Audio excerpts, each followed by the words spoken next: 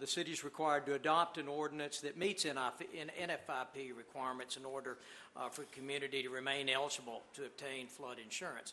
The city's floodplain ordinance is modeled after an ordinance provided by the state of Tennessee. In addition to the National Flood Insurance Program, the city also participates in the Community Rating System, or the CRS, which is a voluntary program that recognizes floodplain management practices that exceed the minimum requirements of the NFIP. The City of Bristol currently has a CRS rating Class 8, which allows property owners to obtain a 10% reduction in flood insurance rates. In January of this year, the CRS implemented a new standard, or new Class 8 standard, that required cities to adopt and enforce a 1-foot freeboard requirement for all residential buildings constructed or being substantially reconstructed, where the base elevations have been determined on the flood insurance rate map. While this requirement has been a long-standing practice, it has not been properly codified. As council is aware, this was approved on first reading at your July 13th meeting, and Mr. Vevers is going to further detail this matter. Tim? Yes, good evening. Mr. Soar did an excellent job on that summary, and I will swap slides here and go to the changes with the new ordinance. There are some definition changes, and this once again was taken from the model state ordinance for the flood program. You can see the city manager, flooding, regulatory flood protection, state coordinating agency. Those are just some minor changes in those definitions. In section D, administration, they changed some of the requirements for the cost estimates to tell if something has a substantial improvement. It actually gives us more details, so it gives us more details, so there's not an arbitrary determination by us. So it does provide us lots more information for that substantial improvement determination. Finished construction, elevation certificate, they did require now that prior to issuing a CO, once the building is complete and ready for the CO, that they give us that final elevation certificate. Typically, we had done that at 2 stages prior to this, but they changed the requirement to want it right at CO time. Section E, this is the biggest change, and this is to maintain our Class 8 CRS rating. We've had a 1-foot freeboard requirement for the finished floor elevation of homes since I've been here for 30 years or more, whenever it was adopted previously. The requirement, and we have been requiring that for the mechanical equipment, which would be your HVAC system, your electrical panels, your water heaters. That we have been requiring all along, but it was never codified in the ordinance and verbiage. So CRS came out and said, if you want to maintain that Class 8 rating, you need to put that in your verbiage in the ordinance. So instead of just having the verbiage of requiring the finished floor to be at 1 foot, it now will add that verbiage to also have the mechanical equipment. Also, they did some changes to the adding where you could do a conditional letter of map revision for encroachments into regulatory floodway, and they also did some revisions to the standards for AO and AH zones. Those are shallow flooding zones, but the city does not currently have any of those zones in the corporate limits. As Mr. Soar mentioned, Planning Commission did vote unanimously to forward a favorable recommendation to City Council for this ordinance, and if there are any questions, more than happy to try to answer them.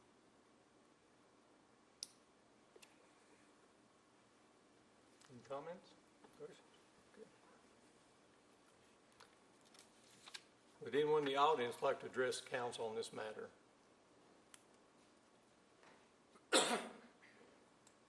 Seeing none, this public hearing is hereby closed. Next, we have the appearance of citizens. This section provides an opportunity for the public to address City Council on any matter that is not on the printed agenda for formal consideration. Comments are limited to matters of city business only. A response will not likely be made at this time, since in most cases neither the City Council nor the City Manager will be prepared to effectively respond to the concern. The City Manager will look into the matter and get back to City Council, or, as appropriate, have staff to meet with you in an effort to satisfy your concern. Comments are limited to 3 minutes per individual and are not transferable to other individuals. Groups are encouraged to select a spokesperson to represent them. I've been provided a list of individuals desiring to address council this evening. So at this time, I'd like to ask Trevor Leonard to come up.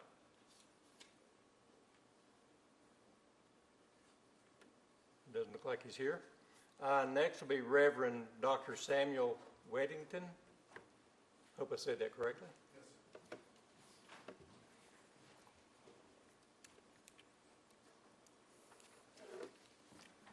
I won't be able to get through all of my comments if the recorder would like to have a formal letter.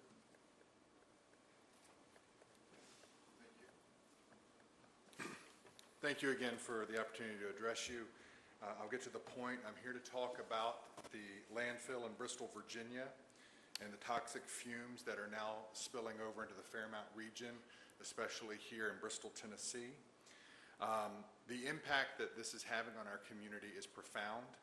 There is not a day that I do not go to work at the First Presbyterian Church right down the street here without getting sick upon walking in the building. This is a nuisance, and beyond that, I think it's more than a nuisance. I believe that we are, as I've printed elsewhere, being poisoned, contrary to what Randall Eads and members of Bristol, Virginia Council have to say about the matter. That being said, I am asking that this council take a more active role in helping lead this community in confronting the problem and working towards a just and equitable solution. I have had conversation with some of you, and I have been made well aware of the fact that you feel that your hands are tied in this matter because the landfill is not in Bristol, Tennessee. You lack jurisdiction, some argue. You even may feel that the steps being taken by the city government of Bristol, Virginia are a step in the right direction, and all we have to do is trust the process as they're attempting to address the problem. I have a few things I would ask that you consider on that point. While you do lack jurisdiction over the matter directly, you are not powerless. There are any number of agreements entered to at local, state, and federal level between the cities, again, state and federal governments. And the city as a whole must and can exist by the cooperation of the government of these two cities.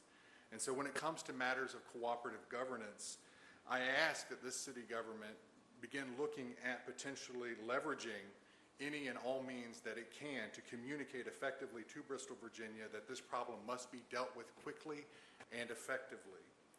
I just have also a question for those who think that the processes that are being entered into by Bristol, Virginia will be more than adequate. And the question is this: do you really trust the city of Bristol, Virginia to deal with this matter effectively? On what basis or what evidence, what past pattern of decision making do you have as evidence that you can trust them in this process? And by simply asserting that this is a matter for Bristol, Virginia to deal with, I believe resigns the fate of our community to a body that has, to be charitable, shown itself to be prone to serious error and stopgap measures. Third, while the landfill is in Bristol, Virginia, at a minimum, it is a nuisance that impacts the economic well-being, social stability, and public health of the citizens on both sides. Well, do you want me to end? Sorry. Thank you. I will just say to council, I have 3 minutes, but I'm not done speaking publicly. Please take this seriously.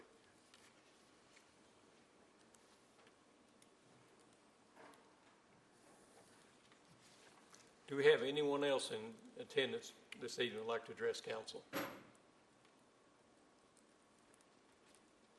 Okay, I'm seeing none. We have appointments to be made this evening to 2 boards. First, we have 2 appointments to be made to the Better Property Board. The appointments will serve a 3-year term ending June 30, 2024. The candidates are Mr. John Jones and Mr. John Taylor. Would anyone like to speak on behalf of the candidates? So I'll talk on behalf of John Taylor. I know of him from past, he ran for office, and he's retired from the county sheriff's department. I spoke with him. I think he is ready to serve. But John Jones, I have tried to reach several times and have not spoken with him, and I do not know him, so I don't know if any of the rest of y'all know John Jones. I am going to vote for John Taylor. I don't oppose John Jones, but I don't want to vote unless anybody recommends him or I've spoken with him to feel good about it. I think with the action that we took in the past year with with the Board of Zoning and Appeals, I think that while the Better Property Board is a different board, I think it's very important that we have an opportunity to speak with these individuals, and if we don't, I don't see how there can be support given at this time.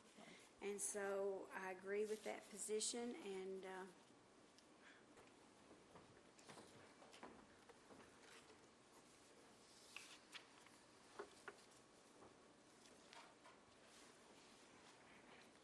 Fire Robin votes for John Taylor. Luttrell votes for John Taylor. Let's see. Powers votes for John Taylor, and Turner votes for John Taylor.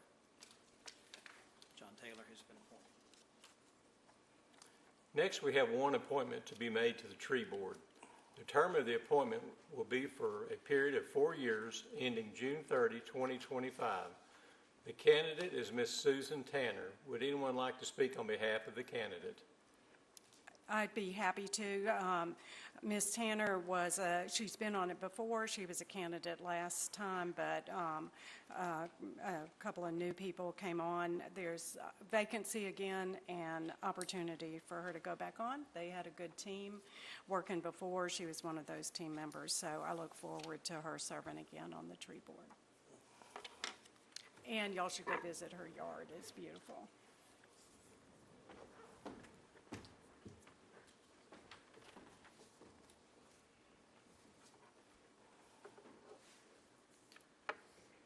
Fire Robin votes for Susan Tanner. Luttrell votes for Susan Tanner. Turner votes for Susan Tanner. And Powers votes for Susan Tanner.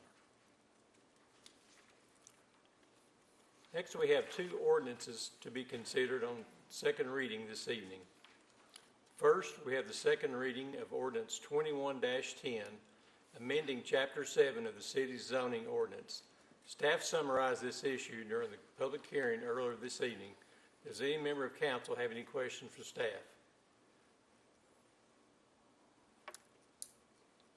Hearing none, is there a motion to take action on this item?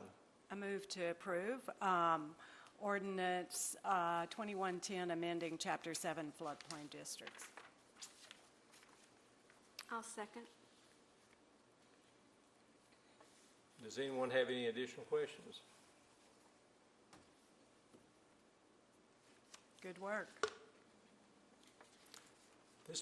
This public hearing had an opportunity, the public had an opportunity to comment on this issue during the public hearing, so I believe we're ready for a vote. Mary Lee, would you please call the roll? Fire Robin, Yes. Powers, Yes. Luttrell, Yes. Turner. Yes. Next on the agenda is the second reading of Ordinance 21-11, amending Chapter 50 of the city's Code of Ordinances as it relates to the prohibition of smoking in municipal parks and public spaces. Mr. Sawyer, would you please summarize Ordinance 21-11? Yes, Mayor, as council will recall, earlier this year, you approved Ordinance 21-7, which was made possible by legislation approved by the Tennessee General Assembly in 2020, which gave cities the statutory authority to prohibit smoking in public playgrounds. And but smoking and public playgrounds are fairly narrowly defined, and the definition did not include vaping products, and it was specific to playgrounds and not municipal parks and other public spaces. More recently, in 2021, the General Assembly approved Public Chapter 551, which did expand the definition of smoking to include vapor products. It also expanded the definition of areas in which smoking could be prohibited to include public parks, greenways, and other public property accessible by youth. Council was briefed on this during the legislative updates a month or so ago, and you requested staff bring to you this amendment of Chapter 50. This was approved on first reading last month and is before you this evening for second reading. Does any member of council have any question for staff? Hearing none, is there a motion to take action on this item? Motion to approve ordinance 2111, which will amend Chapter 50 of the Code of Ordinances to prohibit smoking in public parks, public playgrounds, and certain other public properties. I'll second. Would any member of council like to discuss ordinance 21-11? Just, we thank the legislature for making this, amending it from what we heard from our city staff and from Terry Napier with Parks and Recreation and our attorney. This makes it easier to enforce. Also, we appreciate the recognition that by far the majority of Tennesseans are not smokers, and we recognize the dangers of the hazards of cigarette smoke, tobacco smoke, and what secondary smoke is as well. So appreciate the work that they did on this. Would anyone in the audience like to address council on this matter?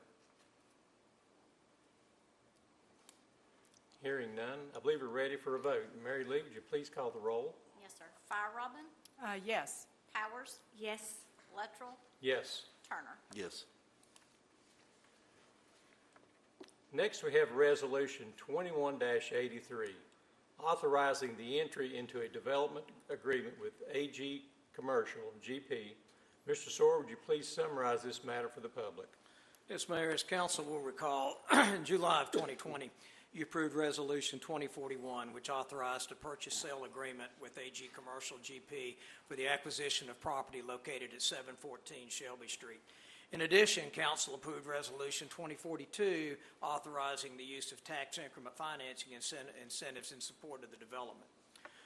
Over the past, 3 months, staff has met with the developer to address rapidly escalating building material costs, which has challenged the advancement of the project. The result of these discussions has led to a proposed development agreement with AG Commercial, the Industrial Development Board, and the City of Bristol. Under the new proposed agreement, the developer will construct the project as a mixed-use commercial residential development as originally contemplated in an earlier agreement. To advance the project, the city will transfer the property located at 714 Shelby Street to its Industrial Development Board. And the Industrial Development Board will sell the property to the developer for a sum of $1,037,382, which represents the city's sole cost in this development of acquisition and preparation of the property. At closing, the developer will execute a promissory note to the IDB for the purchase of the property. The promissory note will provide certain milestones, and if met at specified time intervals, the IDB will grant forgiveness for that portion of the promissory note as the milestones have been met. The promissory note will be secured by deed of trust on the property. The IDB will subordinate the deed of trust at the request of the developer for the purpose of securing funding for the project. However, the IDB would not subordinate the deed of the trust prior to the completion of the third milestone. Lastly, the transfer of the property to the developer through the IDB represents a substantial local incentive to advance the project. As a result of this incentive, the developer will no longer seek tax increment financing or any additional local support. And if you note further in your consent agenda is a resolution that would sunset the TIF provisions. So Tom Anderson is at the podium to respond to any questions. The developer, J.J. Gillenwater and Blair Jones, representing AG Commercial, are also present, and also Bill Prince with Burwell Construction, the contractor. They are all here this evening to entertain questions from council. First of all, I'd like to point out that Resolution 2192, as Mr. Sawyer said, is in our consent agenda, and that actually does repeal the TIF that had originally been put into place. And the amount of the purchase price of $1,037,382 makes the city whole in its purchasing of the property and of its contribution to work to date. So we will be made whole. I think it's important to note that the deadlines or the milestones are December 31st of 2021. The parking lot, it will not be the final parking lot, but it will be one that is paved, striped, and open to the public for the parking of vehicles, will then require 20% of the purchase price. Then, as of August 4th, 2022, almost a year from today, the developer will have entered into pre-leasing agreements covering 50% of the commercial space in the project, which will then guarantee purchase of 20% more of the purchase price. By February 4th of 2023, the developer will have entered into pre-leasing agreements covering 75% and again releasing another 20% of the purchase price back to the city. That's February 4th. August 4th of 2023, the developer will have completed the footers for the project, and again, another 20% of the purchase price will be returned to the city.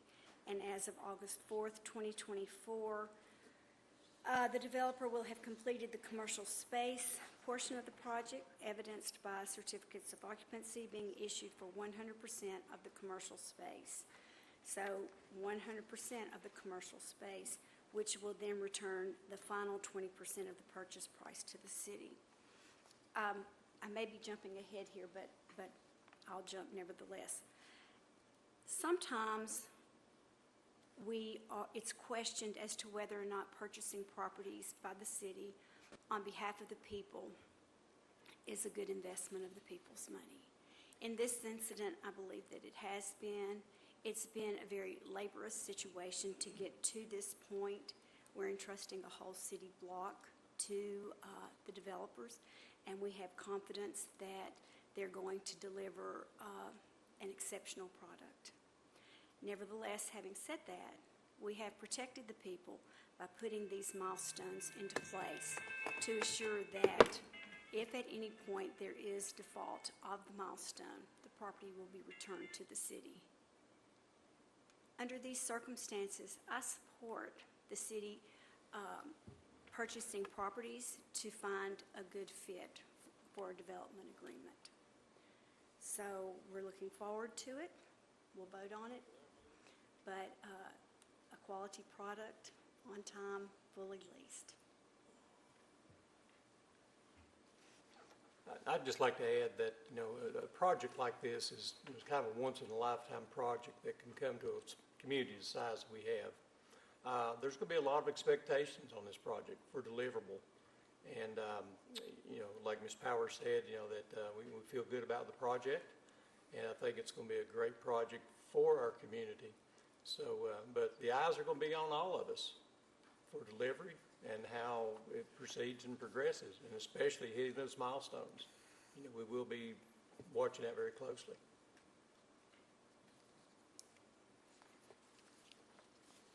Tom, did you want to add anything? No, Mr. Sword did a great job summarizing all of it, and you knocked it out of the park, Lee. I mean, you know I read the information. You know all the particulars, yes.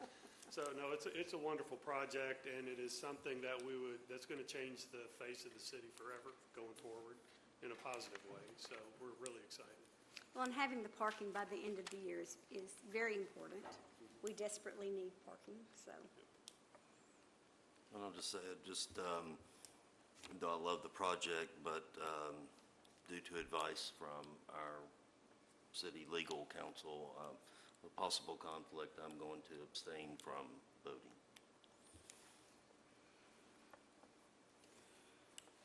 Always good to stay out of trouble. And that's what we pay our attorney to try to keep us out of trouble.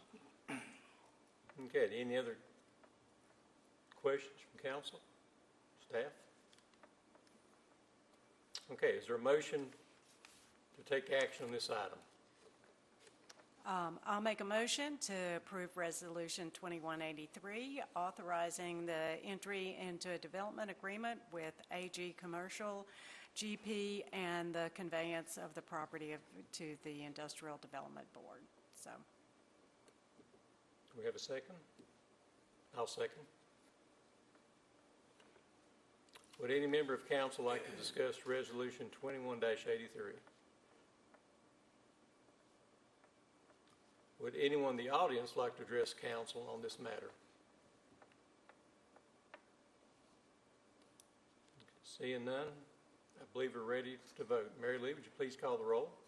Robin, Yes. Powers, Yes. Lettrell, Yes. Turner. Abstain.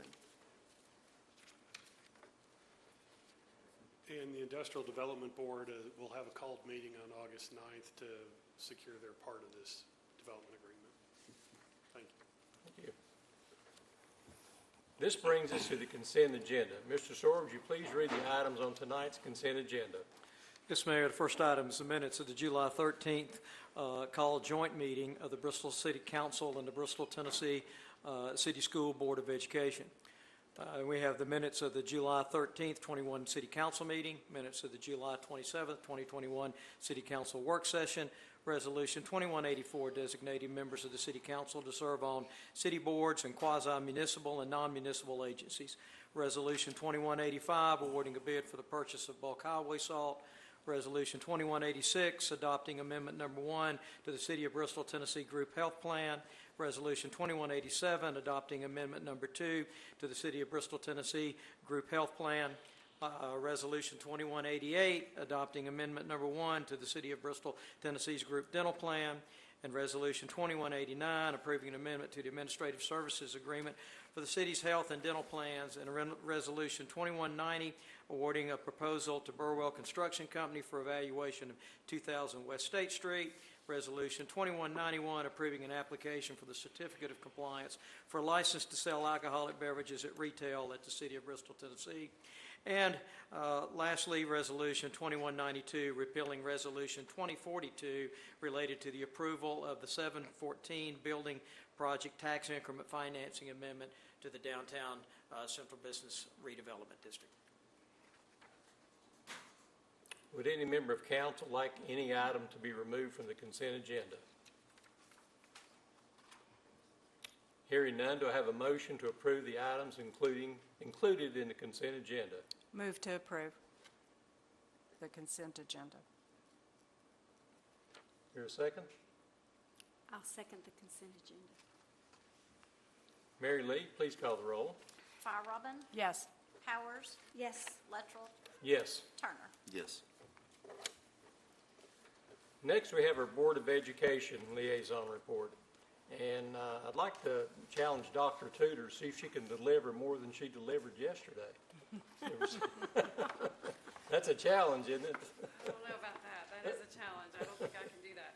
Although I will follow up with Mr. Anderson's comments that the landscape of downtown Bristol will change forever with this project you all just approved. I believe that's also what our new middle school has done.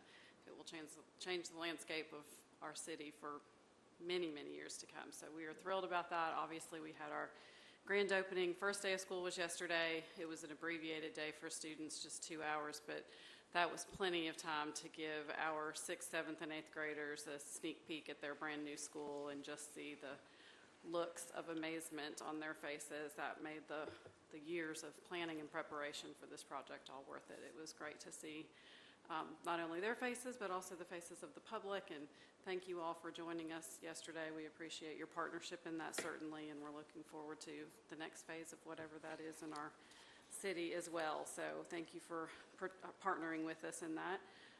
Also, thank you to the city. I'm not sure who's behind it, but we appreciate when you notify the citizens that we're getting ready to start school again, and to be careful in our school zones in terms of arrival and dismissal times at all of our schools. So thank you for that support and getting that word out and supporting us in that way. Also, the police department partnering with us when we have arrival and dismissal, particularly yesterday at Tennessee Middle School. Dismissal was a little hairy. It took us a long time. So we've already made preparations today to not have that issue tomorrow, or as many issues. We still appreciate the public's, our neighbors certainly, and our families' patience as we work through those issues. And we've added 300-plus students to that campus, and so that's going to take some time for us to work out the kinks, and we don't have any more room at this point to put vehicles or buses, and so we're still working through that a little bit. So thankful for the support from the police department to keep everyone safe. Their presence there yesterday was a tremendous help. We have issued our COVID guidance for back to school that our families received information through email and certainly information on School Messenger, which is our voice message system that we use. So we also have that information on our website if you receive questions. At this point, masks are strongly encouraged but not required, so particularly inside our buildings. We will continue with social distancing as much as possible with our students in classes when they return tomorrow, continue with our frequent cleaning of our facilities like we've been doing. Our teachers will do those inside the classrooms for surfaces certainly, and then our common areas in our buildings. We are continuing to limit visitors during the school day, but allowing, based on choice, families to join and participate in things in the evenings, athletic events or PTA events, anything that's after school. We're opening our facilities up for those things, but just not during the day when our students are present in learning environments. So we just received our preliminary data from our testing that happened in the spring, and there was a state press release. I don't know if you've heard that yesterday. Our data really coincides preliminarily with what we heard at the state level. It's not great information, which tells us that the best place for our students to be is in our buildings with us, and we have a lot of work to do to help them recover both socially, emotionally, as well as academically from the trauma of the last 16 months. So we are glad that they're back with us, and we're looking forward to helping them overcome those hurdles. That's all I have for you. Do you have any questions for me? School looks beautiful. Thank you. Appreciate it. Thank you. Okay, city manager's report. Yes, Mayor, I'd like to discuss with City Council the potential for a date for a called work session to address the property tax rate. We need to have that conversation, and ideally, we conclude the work at one or more called work sessions and then have a called meeting to approve on first reading. Preferably, we would have second reading on a proposed property tax rate at our September meeting, which I think is probably September the 7th, the first Tuesday in September. We are required by our charter to have 7 days between first and second reading, and certainly there's a public hearing associated with the second reading. The timing is important from the standpoint of we need to let the public know, and we need to get tax notices out. So there is while we haven't reached a critical juncture, we don't want to. So if council has some recommendations that for a called work session, please look at your calendar and give us some guidance. We'd need at least to be a week out from today to meet our proper meeting notice timelines. I'd like to propose Wednesday, August the 11th. I'm out of town. I sent my out-of-town dates about a month ago or so, and I'm out So of town. if you'll refresh our memory, what are your I sent out-of-town them dates? to, I don't know that I sent it to everybody. I leave on the 11th and not back till the 22nd. Yeah. Unfortunately, that's mine. Well, We have a regular work session on the 24th, is that correct? We do. And we could place the item on the 24th. I think if we do that a week after, in other words, September, somewhere around the 14th or so, we'll need to have a call meeting. The next week is the 31st on Tuesday. And actually, that would work, Councilwoman Fire-Robin. We could have first reading on the 31st and then second reading on September 1st. That would be. Could we do, if we did the tax, try to lighten up that agenda on other items on the 24th and then have the called meeting and work session for other items on the 31st? We can do whatever you all would like. Could the four of us that will be here have an initial meeting, and then I will be out of town myself the week of the 24th also. you'll be out The week of the 24th? Yeah, I'll be Okay. out of town. So it doesn't sound like all five of us are going to be here after the 11th. I could do the 10th. I can do the 10th after 1 o'clock. Do What any of say you you know guys? Councilman Keene's availability on the 10th, just out of curiosity? Okay. What's that? Chad's availability. on He'll be the back. He'll be back. Okay, okay. Would you like to then set this on the 10th? And there's nothing magic about our 11 a.m. meeting. This could be at your availability. I'm not available till 1, so if we could meet at 1, that would be helpful. I would prefer later in the afternoon. Even later than 1? Yeah. You want 3? Yeah. Can be good.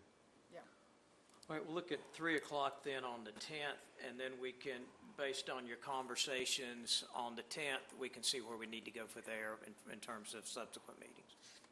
Is that, Councilwoman Fire Robin? Well, I just, knowing what our schedules are, I mean, should we pencil in like August 31st in case we needed it to hold it, or just curious if that, Well, you know, when we meet, we have met about the budget and in prolonged conversations about the budget, but I view the conversation about the tax rate to be something that will be just as intense and lengthy as that about the budget, because there are things that, you know, back in the spring, we talked about the tax rate, and I think that there are several of us that want to know what our intentions are with the schools as far as a dollar figure, and also what our intentions would be with some other projects. And we have the comp study in place, but I think there, through this process, it's been brought to council's attention, if I've understood correctly, that we are still facing a shortage of people to work in order to maintain properties and carry out the functions of the city. And so I think it would be important to know, you know, do we need to incentivize folks to come back to work for the city? How short are we with employment by department? Where are we regionally with any type of compensation gaps at this point? Because, you know, setting this tax rate, it takes all of that into account. And I am not a fan of setting a tax rate and then trying to backfill and hit all of our marks. I think we have a unique opportunity this time to fill in those pencil in, you know, everything's a pencil, right? But to pencil in those needs that we have, to be sure that we have the appropriate funding to meet those needs. And so it will be lengthy, and it will probably be meeting at least twice before we're ready to put anything forward, I think, based on past experience. And it's not that I think that there'll be any huge disagreement over the tax rate or where it lands. I just think that it will still be that concerning discussion to get us in this unique opportunity where we need to be to take care of a variety of issues that have come up through our budget conversation. So that's an awful long diatribe to say we're on for the 10th, if we're on for the 31st. So are we not on for work session the 24th? We Because have a you'll be work gone. session scheduled for the 24th at this point. I think if we're, from my preference, I would deal with the 24th as our normal work session, the normal items that come before you, and then address the conversation regarding the tax rate in called work sessions. Okay, so we've got the 10th. I Are we would all feeling like we'll for, be back the 31st? I think just whether we set it now or we could confirm it on the 10th, but go ahead and kind of mark it, Exactly. that we're going to at least have a called meeting so that we can vote on the, if we're ready to, or have further discussion if we needed to. Well, for the sake of advertising, or for the sake of us preparing our schedules. Right, that's true. Is that it would be, I think it would be most prudent for us to schedule the 10th and the 31st, I agree. designated specifically to the tax rate, and the 24th specifically designated to the work session. And the 31st, does anyone have a preference of time, per se? I'm flexible. I don't know if I can make that, but it The doesn't matter. 31st? It's fine. You sure? I'm good. I bet you'll figure Would it the time matter, Vince? What's that? Is there? I don't know that I'll be here, but it'll be, Okay. you guys can, Okay. We'll know where you stand before Yep. the 31st, won't we? absolutely. Y'all want to So- shoot for the 11 o'clock on the 31st if we have to go to that? Malin, does that work for you? I'm good with that date, yeah. Bill, does that work for you? Yeah, that's fine. That's fine with council. Like I said, this is at your pleasure. So I have the 10th at 3 p.m. as a called work session. We'll go ahead and advertise the 31st as a call meeting. And that way, if council, depending on the direction we get out of the 10th, and maybe even a conversation on the 24th, if that's available, we'll have a sense as to whether you're ready to consider an ordinance on first reading on the 31st. If not, it'll be already at an advertised open meeting, and you can treat it as a work session. Well, do you want us to back it up to the 29th, that Monday? Vince will be definitely I will gone the definitely be gone 31st. on the 31st. So could we back it up to the 29th?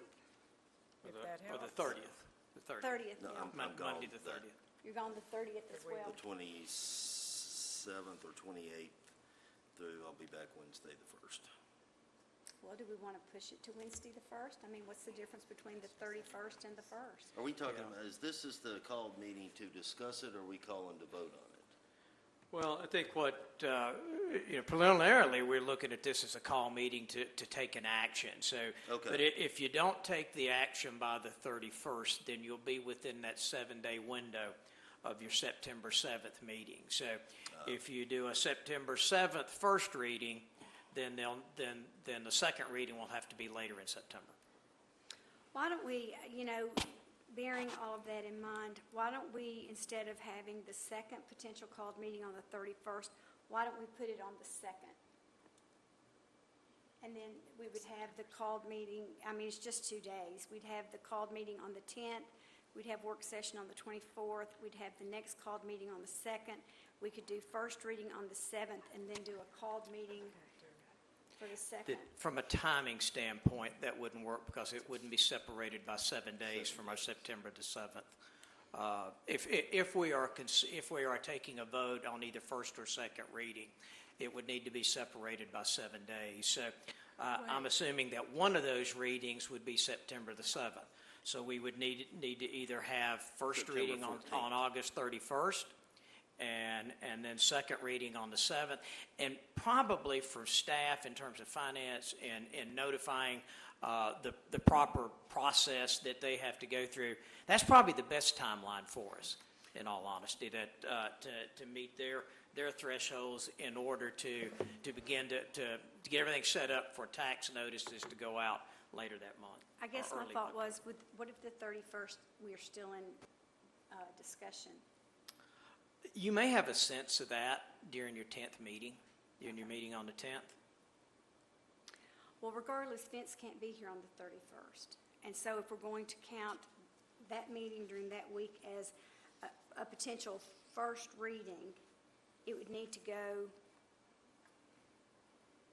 somewhere else besides the 31st. Well, okay, so we could, nothing like, so if we had the first reading on the 2nd, have it a called meeting on the 2nd, and then we have a called meeting to 7 days after that on Thursday, the 9th or whatever, to actually, which is right before Rhythm and Roots, to have our second reading. That's not a good I think idea. let's look at this. We've got we've got our work session on the 24th. So is everybody here for that as far as we know? No. We're not? Malin is not. Okay.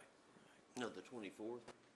Yeah, on August 24th. Yeah. This was what I had thought, Bill, is if we do a called meeting on the 10th, the 24th, we could conduct regular business, but Malin won't be here. Then if we go to the September 2nd, if we needed to have an additional meeting of discussion, then we would have first reading on the 7th and the second reading on a called meeting for the 14th. Yeah, that works. I'm out of town that week Okay. myself, again. You're out the 14th. Oh, a week, yeah. Maybe we delve further into this on the 10th. I think that's a good Let's have a idea. call work session on the 10th. Let's see where we are at the end of that meeting, and then we can plan our pathway forward. Okay.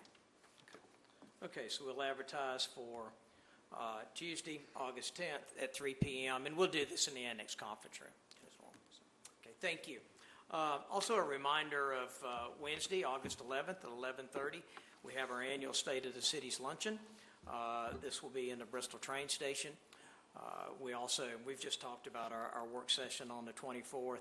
I'd really like to congratulate our fire department, Chief Carrier, and your staff. The Healthcare Heroes recognition by the Business Journal is quite the accomplishment, and we're very proud of you, your staff, and your department. And I also would like to welcome Chief Matt Austin, who's been here as interim chief before, and is certainly no stranger to council, but we're glad to have you in your new capacity this evening, Matt. Thank you. That's it. That concludes my comments. Council comments. I really don't have anything. It's I'd like to remind everybody of this Friday, is that August 6th, there'll be a groundbreaking for a new Sullivan County EMS facility down off of River Johnson City Road. Highway. What? River Road. River Road, thank you, at 9 o'clock. And it's really a very it's a great example of collaboration between the city and the county. The city donated this land to the county so that they could build an EMS facility in that part of the county. Bristol Rhythm and Roots, the countdown is on. We're looking forward to a great event. Ticket sales are going well. We need more volunteers. We have right at 600 volunteers close to. We actually need closer to 1,000, 1,100. To the schools, thank you. I had the privilege of taking our 6-year-old grandson. He kind of squabbled with me before we got there. He didn't know why he had to go back to school. He started first grade yesterday.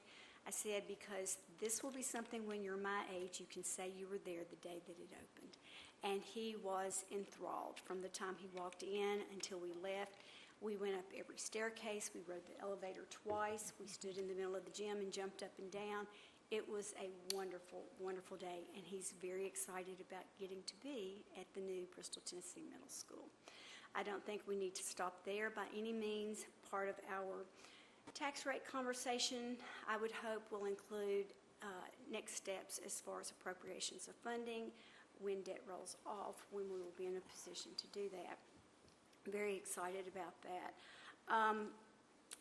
And to Dr. Sam Weddington, I appreciate your being here tonight. I think that you have asked questions that a lot in the Bristol community have asked, and it would be wonderful if at some point in time we could have a joint community meeting. I know there have been community meetings, so that these questions that you've raised could be raised with all those involved, and to have the transparency of answers. I think that I hear you, and I hear our community in regard to that, and thank you very much. It's a great time to be in Bristol, Tennessee. We had a great work session this past week. We're looking at some different projects that we hope will get some lift. I am hoping that it will get some lift, and that would be taking a deeper dive and looking at Stills Creek Park for the ecological value that it is, as well as for its tourism value.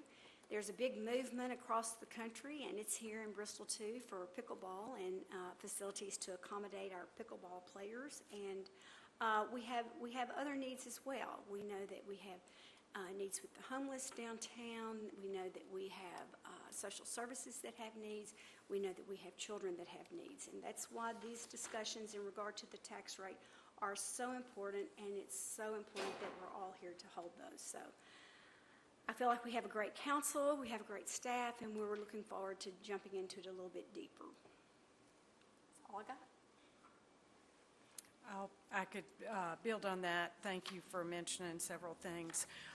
Yes, the moratorium on evictions has ended, so there are folks who are without homes. There are folks who are at risk to not having their homes. There are folks who were greatly impacted by COVID and unable to have paid their rent or their mortgage, and really trying to recover from those. There is help out there. Hopefully there's going to be a little bit more in the newspaper, but there's the Envision Center in Bristol, Virginia, and there's Family Promise of Bristol that has a Tennessee grant, and the United Way of Bristol has funds for utilities that came through our CDBG, et cetera. So there is help out there for folks to reach out and see what they may qualify for, and have some hands up to help them out during tough times. So appreciate that recognition. Also, child care is getting more attention during this past week.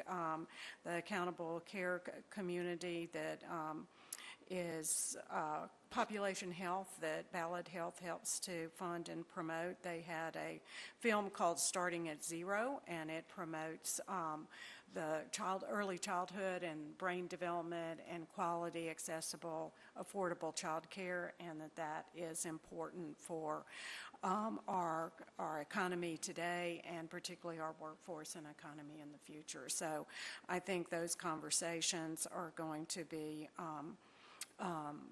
prompted and continued a whole lot for us to realize what it takes to have a great community and a great country. And I went by the National Night Out on my way here, so thank you to our public safety folks for working with that. They had it at Viking Hall this year for the first time. It's been at the Wellness Center. I think it's been in a couple of neighborhoods in the past, but appreciate showcasing some of our safety, public safety organizations, as well as our city groups. And let's see, also on education, and Tom, you need to help me out. It's E2E is Education to Economy, Employment. That conference is coming up, and I don't have the date in front of me. It's August. So I forget when it is. I think it's not August. Anyway, but it's First Tennessee Development District helps to coordinate it. I've been to it, I think, only once, but it has education and employers come together. It's a great. It's August 25th at the Ron Ramsey Center. Got it. It's at 8:30. Great. Yes, so if you have opportunity to attend, it's excellent for bringing folks together and showcasing some different partnerships and different ways we work together for having our education to employment work. And comment on downtown with development. It's pretty amazing our downtown we're so proud of and think it's amazing all the time, but particularly coming through COVID and to see we've got new delis, new bistros, restaurants on both sides of town, and we have 2 comedy clubs, so just another whole new entertainment opportunity in our community, in our downtown. So just really proud, and the development we talked about approved for tonight with a few changes certainly will add to that richness of our downtown. And lastly, just comments that obviously we are not finished with COVID yet. And the Delta variant is proven to be exactly what they have talked it up to be, more highly contagious and easier to spread, and affecting those who have not been vaccinated at a much, much significantly higher level. So just encourage folks. I think vaccinations are readily available in different venues, different places, offered at no charge, and also encourage in masking.